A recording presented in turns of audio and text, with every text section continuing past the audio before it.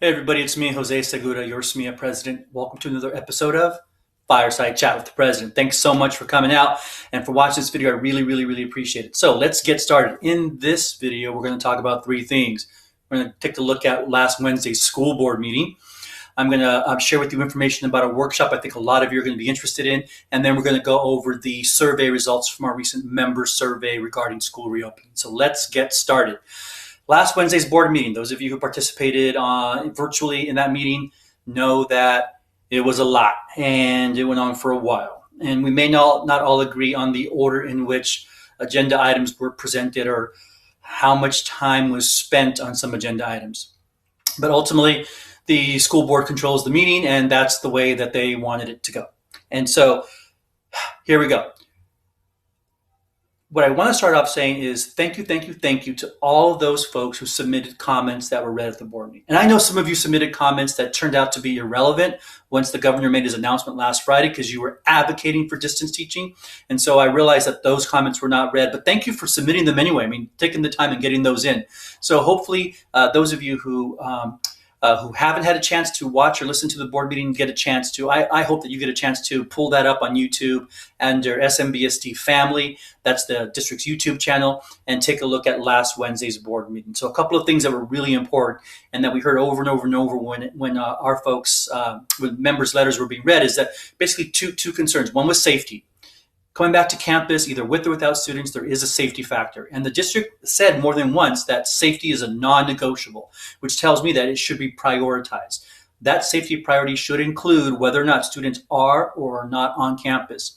The second item that came up often was childcare. For those of our members who have school-age kids or who have special needs kids who would usually be at school during the day, well, they're going to be at home now because San Luis County, Santa Barbara County, and Ventura, we're all in the same boat, right? We're all being directed by the governor to distance teach come this fall because we are on the district's list of, the state's list of counties that are not doing well when it comes to COVID. And to be completely frank with you all, those of you who follow the numbers here in Santa Maria area, one of the criteria for getting off the watch list and moving away from distance learning into some form of in-person instruction you have to have 14 consecutive days of declining positive net rates. I don't see that happening. Those of you who've been following numbers, that doesn't seem realistic in this particular area for some time to come. So I predict that distance learning will be with us for some time.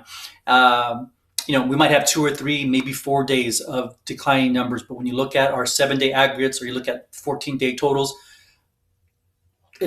I don't see us having 14 consecutive days of declining numbers when it comes to positive rates for any time in the near future.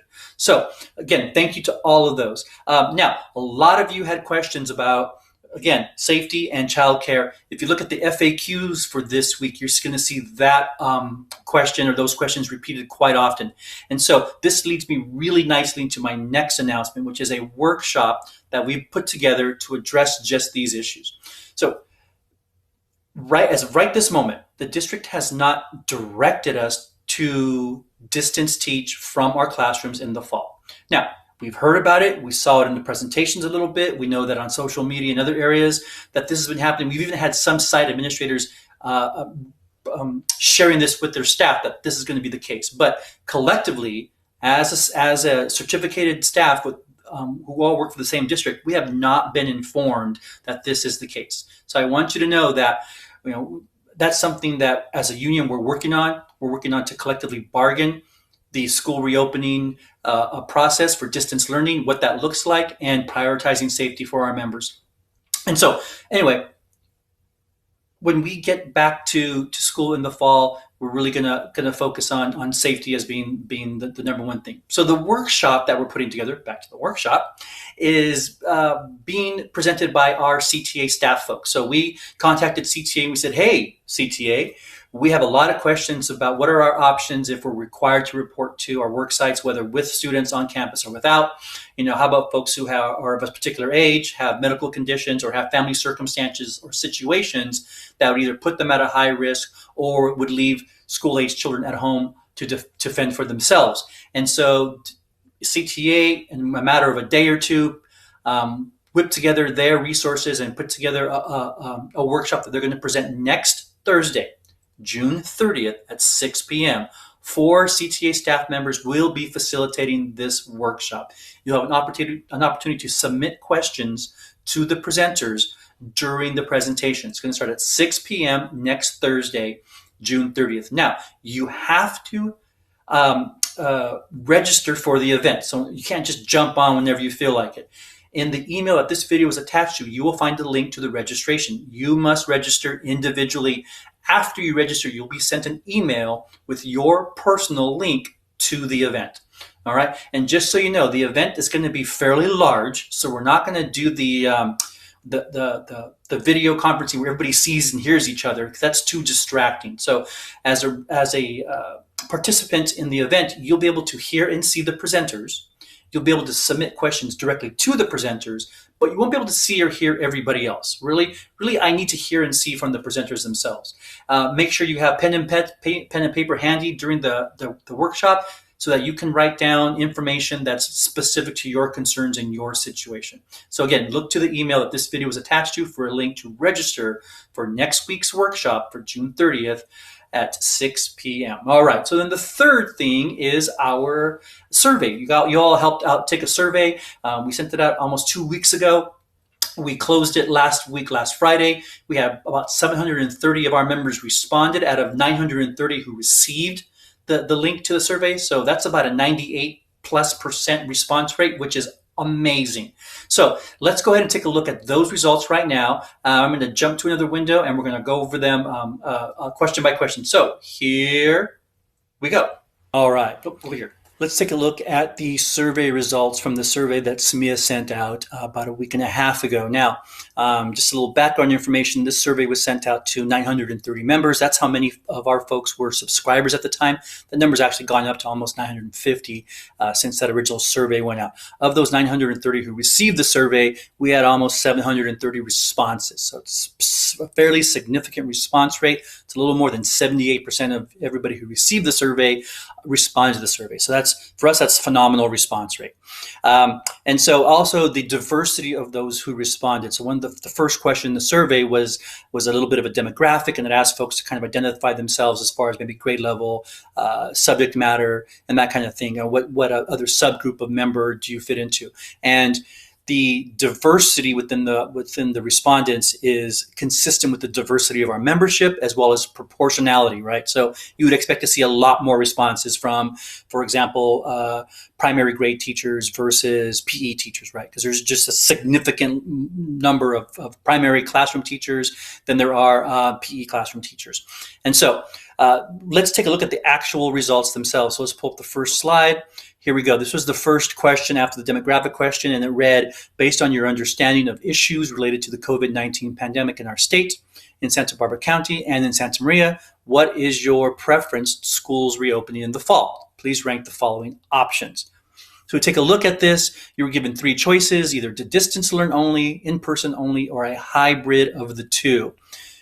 Folks' first choice, 71% of those said that their first choice was distance learning only, followed by 12.5% for in-person only, and then 16.5% for a hybrid. The second choice, majority of you said that you would prefer hybrid. So if you can't do distance, this can't occur, then your next best option would be hybrid. And then of course, if you look at third choice, the dominant third option was in-person only at 76.5%. That's really significant. And that's important too when we look at these percentages and these breakdowns is, are the outcomes statistically significant? And the answer is going to be yes to all of our results here. So let's look at the second question. The second question asked, if in-person instruction resumes this fall, who should be responsible for providing PPE or personal protective equipment for staff and students? Things like masks, face shields, hand sanitizers, etc. Well, we all know now, which we didn't know when this survey went out, is that we will not be starting our school year in-person instruction, right? It's all going to be distance learning into the foreseeable future. And if you're, there's quite a criteria for how we move out of distance learning into in-person. And there's a lot of steps, and a lot of things need to occur in order to make that happen. And frankly, I just don't see that occurring here in the San Maria Valley. But Back then, those of you who responded to the survey, that's 700, almost 730 members, the vast majority, 81.4%, said districts should provide PPE for students and staff. About 16.8 said that should be a shared responsibility. Teachers, students, and the district should provide PPE. And I believe that folks who responded this way were thinking that, well, some of us would show up with our own mask or have our preference for a style of mask, as would some students and their families. And of course, a very, very small percentage, 1.8, said that the teachers and the students should provide their own personal protective equipment and the district should not provide any. And so this kind of leads to a conversation about, well, who's responsible for safety in the workplace, right? If I work at a grocery store, or I work for UPS, or I work in the school district, I work in a law firm, who's responsible for safety within the work environment? And I would think that Cal OSHA and other federal regulations would really point to the employer, and the employer being responsible for the safety of its employees. And I can tell you that the district has a little bit of a different take on this, right? So the district's position is, well, it's the county who is dictating things like requiring us to wear masks when we're in the workplace, as well as the governor's orders, so that when we're in a workplace, we need to wear a mask, we need to do all these things in order to stay safe. And that because it's not their directive, the employer, that it's a directive from an outside entity like the county, then it's the individual's personal mandate to maintain and provide their own personal protective equipment. That me going to the grocery store and providing my own personal protective equipment, or me going to buy new tires and providing my own personal protective equipment, or me going to do something where I'm going to be exposed to other folks, that's my responsibility, that same responsibility extends into my workplace. I'm pretty sure I don't agree with that, but just to give you an idea of what the district's thought processes on this. The next question is, based on your health, age, or family conditions and circumstances, how comfortable are you in returning to the classroom for in-person instruction this fall?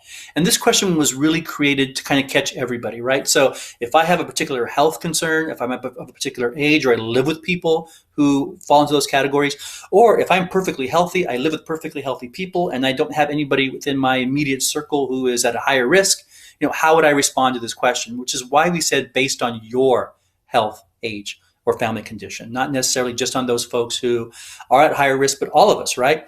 So almost 52% of you said, I am not comfortable returning to the classroom regardless of the length of the school day. That is a significant number of folks who are saying, hey, I don't think it's safe to do. I don't think it's safe for me, or I don't think it's safe for others. Let's see, 31.5%, which is the red, said I'm somewhat comfortable returning to the classroom, but for a short amount of time as possible, which is one of the reasons why we stated this question this way, is we felt like some people would be interested in returning, but they don't want to be on a school campus any longer than they have to. And that's either with a full array of students or staff only. And then 16.6% said I'm comfortable returning to the classroom regardless if it's part day or full day. So there is a contingency of our members who feel like if enough safety precautions are put into place, then I feel like it's safe for me to go back to school. Let's go to the next question. In general, if required to return to the classroom this fall, how likely are you to return? Now notice this question didn't give any parameters. It didn't say if this, then how do you respond? It's in general, right? If you're required to return, regardless of what filters through your mind as you read this question, how likely are you to return? So 70.8%, almost 71% said yes, very likely to return if I'm required to do so. All right, and these are folks, I believe, who are working under the assumption that personal protective equipment would be provided, that the district has a safety plan that takes into account both students and staff, and that everything is going to be done according to what the rules and regulations are when it comes to keeping folks safe. 23.8%, which I think is a fairly significant number, says I'm considering not returning even if required to do so. And 5.4%, right? So you got to think about 950 members, 5.4%. Very unlikely I will return even if required to do so, right? So these are folks who understand the question, understand the word required, and they're still saying, I'm not likely to report even if I'm told that I have to. When we talk about statistical significance, we have to understand that, whenever you do a survey, right, you have to have a certain diversity of demographic response, and you also have to have a certain number of responses in order really to consider your results significant. And so with the 78 plus response rate and just the sheer diversity of respondents based on the criteria that we set forth as far as department, grade levels and such, that really we can extrapolate these responses out to the general membership. So of our 940 plus members that we have right now, we can apply these percentages to those groups, right? So 5.4% of 930, 940 members, we're looking at what, 50 or so folks who are saying very unlikely to return. 50 members is more than the average elementary school size entire staff. And so that's really, really something for the district to really consider, that there are folks out there who, for whatever reason and however they can make it happen, are unlikely to return and work in person. Now, this becomes even that much more important that we're talking about coming back in a full distance learning only mode, where there doesn't seem to be any legitimate reason to put people back onto campuses while there's no students around at all. And so anyway, those are the results. Now, we also had a ton of comments, and now the comments were slightly less than the total number of respondents. Like I said, we had 730 or so respondents. I believe we had like around 630, 650 comments. Most of the comments were essentially, what do I do if? And a lot of the what do I do ifs also appear in the FAQ. So a lot of the same kind of comments or variations of them are responded to or answered in the FAQ. So that is the survey results. Great. So those are the results for our survey. The survey was not complicated. It was a very short and sweet survey, and the reason for that is so that we can get very specific answers to very specific questions. Now, I know some of these responses don't necessarily pertain to distance teaching, but at some point, we're going to be asked to go back to the classroom. Not anytime soon, but at some point we will return to classroom in-person instruction. And so it's good to have information about what our members are thinking. We may be putting out other short surveys like this in the not too distant future. So if that's the case, you definitely will be given a heads up and have an opportunity to respond. And because these videos and these emails are also sent to district will have access to our survey results if and when they watch these videos. All right, everybody, thank you so much for everything you do. Thank you for all the support. Your bargaining team is going back to the table on this Tuesday. And we have refocused our bargaining efforts to really emphasize the school reopening and now distance teaching. And so we've gotten comments from you all. I want you to know we are listening to you. We have kind of pulled back from the larger variety of bargaining items and really put all of our focus into distance teaching. And in fact, last Tuesday, or this past Tuesday, we were supposed to be at the table with the district. They ended up canceling on us because they had scheduling conflicts, but because your team had already set aside that time from their personal life. And please keep in mind that your team is all working as volunteers over the summer. They're taking away from their vacation, their family time to make sure that we are all represented at the table. And so your team got together on Tuesday, since they were already going to, and they spent the whole afternoon and morning working on potential MOU language for distance teaching. And so once we completed that document, we sent it over to the district so that they could have it in advance of our Tuesday session, this coming Tuesday session, so that can be the focus of our conversation. All right. So thanks again, everybody, for all you do. Thank you for all your support for both your executive board, your bargaining team, and all of our SMEA members who are working hard over the summer. Have a great weekend. We'll talk to you soon.